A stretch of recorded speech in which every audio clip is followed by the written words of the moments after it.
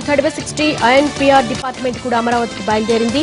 తెలంగాణ ఉద్యోగులు AP employees కు ఘనంగా వీడ్కోలు పలికారు. ఈ సందర్భంగా భావోద్వేగంతో కన్నీళ్లు పెట్టుకున్నారు ఉద్యోగులు.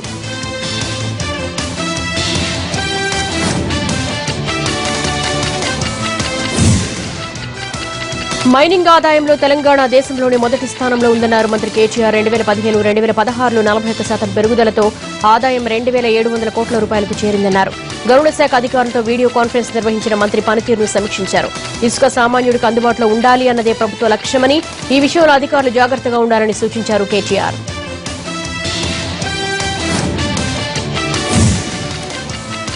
వెరీ ఫాస్ట్ అప్లికేషన్ ద్వారా 5 రోజుల్లోనే పాస్పోర్ట్ వెరిఫికేషన్ చేస్తూ దేశంలోని వేగంగా సేవలందిస్తున్న తెలంగాణ పోలీస్ శాఖకు కేంద్రం అవార్డు దక్కింది. ఢిల్లీలో జరిగిన కార్యక్రమంలో విదేశీ వ్యవహారాల శాఖ మంత్రి సుష్మా స్వరాజ్ చేతుల మీదుగా సర్టిఫికెట్ అందుకున్నారు డీజీపీ అనురాగ్ శర్మ. ఈ అవార్డు తెలంగాణ పోలీస్ డిపార్ట్మెంట్ అందరిది అన్నారు డీజీపీ.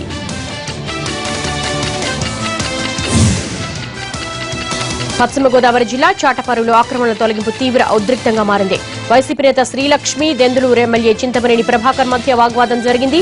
నియోజకవర్గానికి సంబంధం లేని వారొచ్చి చాటపరులో భూములు ఆక్రమించుకుని కొందరు నివాసాలు ఏర్పాటు చేసుకున్నారు. అలాగే పేదలకు ప్రభుత్వం ఇచ్చిన పట్టాలు కొంతమంది కొనుగోలు చేసి పక్కా ఇళ్లు నిర్మించుకున్నారు. ఈ విషయం తెలిసిన అధికారులు వాటిని తొలగించే ప్రయత్నం చేశారు. దీంతో అధికారులకు అడ్డుపడ్డారు ఆక్రమణదారులు. వైసీపీ నేత పిల్లంగోళ శ్రీలక్ష్మి నిరసనకారులకు మద్దతు తెలుపుతూ ఇళ్లను కూలిస్తే సహించేది లేదంటూ జేసీబీ తాళాన్ని లాక్కున్నారు. విషయం తెలిసిన చింతమనేని ప్రభాకర్ ఆందోళనకారులకు నచ్చజెప్పే ప్రయత్నం చేశారు. ఈ సందర్భంగా వారిద్దరి మధ్య తీవ్ర వాగ్వాదం జరిగింది.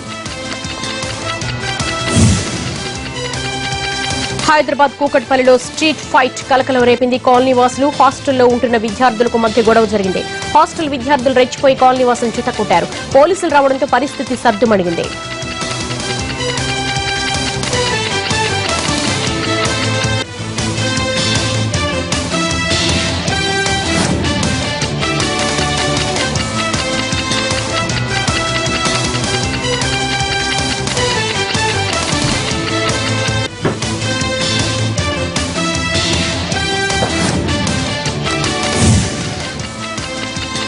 హైదరాబాద్ శివార్లో 2 మహిళలు దారుణ హత్యకు గురయ్యారు. వీరిని గొంతు కోసి చంపేశారు దుండగులు. అనంతరం శవాలను కూల్చివేసేందుకు ప్రయత్నిస్తున్నట్లుగా తెలుస్తోంది. ఈ మహిళలు 10 రోజుల క్రితమే కౌకూరు దర్గా ప్రాంతానికి వచ్చారు. నిన్న రాత్రి తాగిన మత్తులో నానా హంగామం చేసినట్టుగా తెలుస్తోంది. అయితే ఇవాళ ఓ ఎస్టేట్ లో శవాలే కనిపించారు. దీంతో స్థానికులు పోలీసులకు సమాచారం ఇచ్చారు.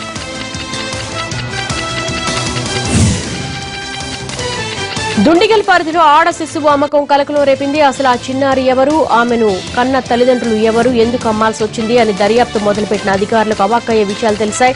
ఓ మగాడి కిరాతకం తెలిసొచ్చింది. ఓ కన్నతల్లి కర్కసత్వం వెలుగు చూసింది. దుండగల్ ప్రాంతానికి చెందిన ఓ అమ్మాయి, అబ్బాయి ప్రేమించుకున్నారు. పెళ్లికి ముందే హద్దులు దాటారు. ఫలితం అమ్మాయి గర్భవతైంది. గర్భవతిని పెళ్లి చేసుకోనని భీష్మించాడు అతడు. 4 నెలలు పోరాటం చేసిన తర్వాత ఆ అబ్బాయి మెత్తబడ్డాడు. పెళ్లికి అంగీకరించాడు. పెళ్లైన నెల రోజులకు ఆ అమ్మాయి ప్రసవించింది. పండంటి ఆడపిల్లకు జన్మనిచ్చింది. ఆడపిల్ల పుట్టిందని ఆ శిశువును వదిలేసి వస్తేనే కాపురానికి తీసుకెళ్తానని వాదించాడు ఆ అబ్బాయి.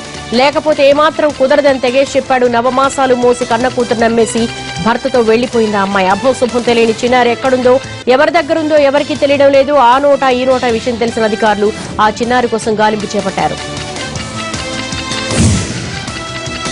పెంచిన విద్యుత్ ఆర్టీసీ ఛార్జీలు వెంటనే తగ్గించాలని డిమాండ్ చేస్తూ టీడీపీ శ్రేణులు ధర్నాకు దిగే. నల్లగొండ జిల్లా సూర్యాపేటలో తెలంగాణ తల్లి విగ్రహం వద్ద రాస్తారోకో నిర్వహించారు. పేద ప్రజలపై అధిక ఛార్జీల భారం మోపడం సిగ్గుచేటని మండిపడ్డారు. రాష్ట్రంలో కుటుంబ పాలన నడుస్తోన్న తక్షణమే మంత్రి జగదీష్ రెడ్డి రాజీనామా చేయాలని వారు డిమాండ్ చేశారు.